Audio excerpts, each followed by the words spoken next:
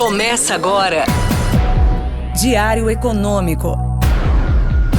Um oferecimento do Canal Rural. Uma análise das principais informações que impactam os mercados, A economia global e do Brasil. de segunda a sexta, às 6 da manhã, no Spotify e YouTube. Fala pessoal, bom dia! Meu nome é Igor Cadillac, economista aqui do PicPay, e sejam bem-vindos ao seu Diário Econômico. Hoje é quinta-feira, dia 7 de novembro de 2024. Como era esperado, o Banco Central brasileiro aumentou os juros em 0,50, levando a Selic para 11,25% ao ano de forma unânime. No geral, o tom do comunicado foi neutro, bem parecido com o anterior. O balanço de riscos segue assimétrico para cima e a dinâmica de inflação e subjacentes acima da meta preocupa. Além disso, a mensagem se mostrou bem atrelada à apresentação e execução das medidas fiscais. Com relação aos próximos passos, sem guidance, segue ditada pelo compromisso com a convergência da inflação à meta. Levando em consideração que a desancoragem das expectativas tem aumentado, é importante deixar em aberto a possibilidade de uma aceleração no ritmo, mesmo hoje ela sendo pouco provável.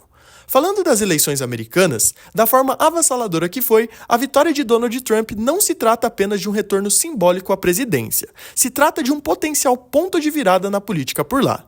Sendo justo com Kamala, ela fez uma campanha organizada, venceu o único debate que teve e uniu o partido em torno dela. Isso tudo evidencia ainda mais o momento conturbado entre os democratas. E esse foi um movimento disseminado, com a alta possibilidade de um Congresso dominado pelos republicanos. E aí, Trump terá o poder de moldar a economia conforme sua agenda. Com base em seus discursos, podemos esperar que seu governo adote uma postura rígida em relação à imigração e ao comércio global, com novas barreiras. Internamente, sua política deve focar em desregulamentação e cortes de impostos, estimulando a indústria local.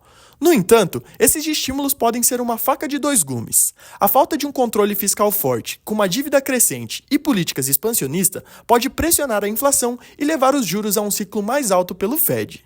Esses são os fundamentos por trás do famoso Trump Trade, que dominou os mercados ontem.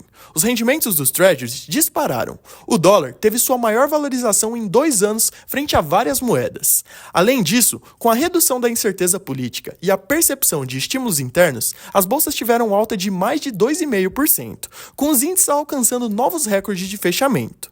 O setor de criptomoedas também reagiu bem. Trump prometeu tornar o país a superpotência do Bitcoin. Isso fortaleceu a moeda digital, que subiu quase 8%. Por outro lado, esse não foi um movimento global. Na verdade, ele acabou pressionando as demais economias, principalmente as emergentes, via moeda e commodities. Ontem, quase todas elas desvalorizaram. Pensando em Brasil, esse cenário trouxe bastante volatilidade. Durante a manhã, acabamos acompanhando os movimentos globais, mas depois disso, houve uma revisão e descolamos do mundo. Com fluxo estrangeiro e foco na discussão fiscal mais construtiva, o dólar começou o dia disparando quase 2%, mas inverteu o sinal e fechou a R$ 5,67, caído 1,3%. Na bolsa, o Ibovespa se recuperou bem e fechou praticamente estável, em queda de 0,2%.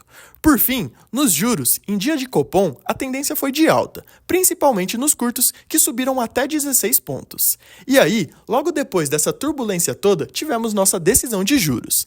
Vamos ver como os mercados reagem. E ainda temos mais várias reuniões de política monetária para sair hoje. As atenções estão voltadas principalmente para os Estados Unidos. A expectativa é de uma nova redução, mas em menor intensidade. O Fed deve cortar 25 pontos base, levando a taxa de juros para o intervalo entre 4,5% e 4,75% ao ano.